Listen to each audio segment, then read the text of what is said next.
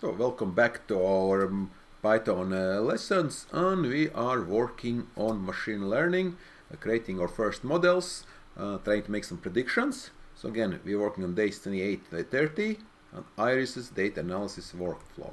So we'll be using a very famous data set, irises, with a set of flowers.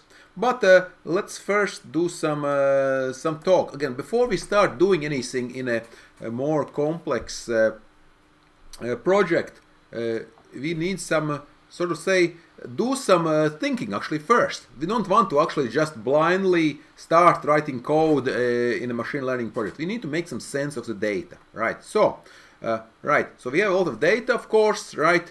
So in the field of data science, right, we have again a lot of different fields coming together. Like I mentioned in previous lesson, we have statistics, computer science, maybe some other fields like such as design even, right? So we'll do work at a full basic but full data analysis pipeline, which will include some machine learning, of course, right? So again, we will be using some checklists, right? How to check data before you actually do anything, right? So again, freely use this under public license. You can adjust this, apply it, right? Yeah.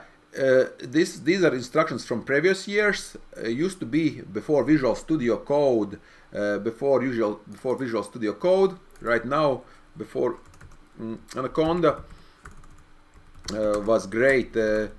Before Visual Studio Code improve their Jupyter notebooks, compatibility, right? You can still do it, use Anaconda, but it's not as required, and they also changed.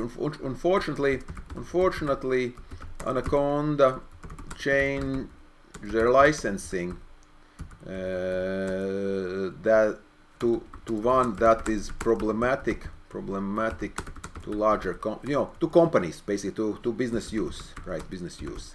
Fine for learning, right? So yeah, so again, I'm not as big fan of Anaconda anymore, not because of course they need to make money, but they're not as more that it's, the Visual Studio Code works great, basically. That's why that's the comment is about Anaconda. You can use, of course, you can install. Difference is basically you use a web. You don't use a application, use a web browser to do same thing we are doing here, right? So again, NumPy, Pandas, scikit-learn, matplotlib, Seaborn, Watermark, not really required anymore, but some of the basic libraries we are going to be using. So what's our task? We are, well, again, this is going to be a pretend exercise. We're going to pretend we work at a startup, right? Or maybe we have a project, company project, we have funding, right? And we have to create a smartphone application which will automatically identify some flowers from pictures taken on a smartphone, right? So we have a nice team, right? We're part of a larger team, there's scientists, analysts, and we need to work this data analysis pipeline, right? So again, our boss says, okay, head of the data science says, okay, you need to create a demo, right? A prototype, right? Again, many things in machine learning field, data science, are prototypes, right? That's why, sometimes they're not very robust, right? Often, right? But they serve as a good starting point. So yes, so in this case, we have 4 measurements of the flowers: sepal length, sepal width, petal length, petal width. So maybe I'll make it smaller. Can I make it smaller? So petal is the inner, right? In Latvian, I don't know how you should say it. Ziedlapiņas in Latvian, and sepal would be the outer, parts of the flower. So they have, in English, they have 2 different meanings, right? Petals and sepals, basically. So now you know what they are, right? And again, so in this case, we are identifying irises, right? So our next step will be to talk about what are we doing actually, right? So we have this data set, right? We're not taking pictures yet, right? We are just getting an actual data set as far as numbers, right? And we will want to predict. We'll have these measurements coming in. We'll want to predict what type of flower it is. Again, if those who watch a show Silicon Valley, it's something similar to, is it hot dog or not, right? Except we have 3 flowers, right? 3 species of flowers. Iris setosa, something looks like this. Iris versicolor. Again, my Latin is not up to par. Hopefully you can understand. right, and Iris virginica or virginica. So yeah, so 3 different types of flowers, right? So again, important point. Again, in any data science application, where does the data come from? These are hand measurements by the field researchers, meaning somebody went out and actually measured these flowers, right? But of course, the hope is that in the future we'll have automatic measurements, right? They'll have image processing, right? Maybe we'll talk about that also, which would measure these flowers. But for now, we have basically a data set. And again, we are working with a very famous Iris data set. It's from 1936 actually. R.A. Fisher, a very famous statistician actually, right? Look at this journal where he wrote it, Annual Eugenics, not something you would consider these days, right? So a little bit of dark past there if you think about it, right? But where this data set comes from actually. But yes, but it's widely used. Again, it's sort of like hello world of machine learning, right?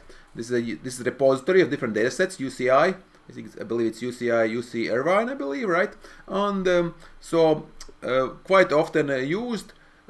And so we'll need, of course, start to answer some questions, right? So let's see how much time we have. First, let's answer a question. We have some time. So first up is to define what we are trying to solve. So if you are guys gonna do a project, right, you first need to define what are you trying to solve, right? So measure of success. So how will you determine you succeeded, right? So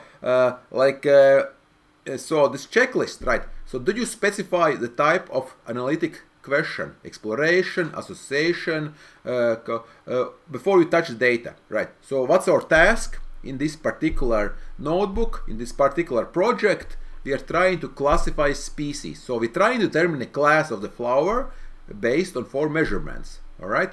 So I mentioned this Latvian translation, right? So petal sepal, right? So second step, how are we going to define the success, right?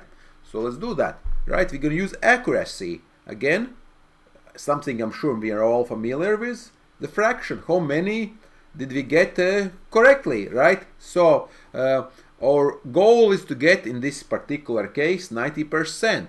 So you might say, is 90% good or bad? Well, if you're doing something with the textual data like OCR, 90% is pretty low actually. But for example, for stock prediction, right, 51% would be good actually. Or if you're trying to determine whether your poker, your spinning wheel, will, in a casino will land on black or red. If you get 51% right, of course you can make a lot of money, right? So again, depends. Different tasks have different metrics, right? But accuracy is widely used, right? Again, you can click on the link, right? But accuracy is, I think I have it somewhere here, right?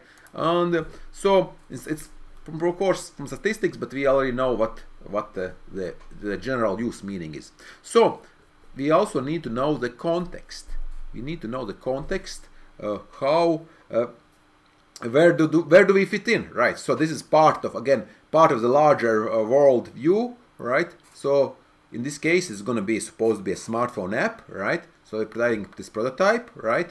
And obviously this program will be part of a bigger project, right? You have a small program which will be accessed, right, and fed this data in, and you will spit out the answer. Again, most likely textual format, right? So that's the future hope, right? But for now, this is just a prototype, right? So now another question we want to answer is: did we get the data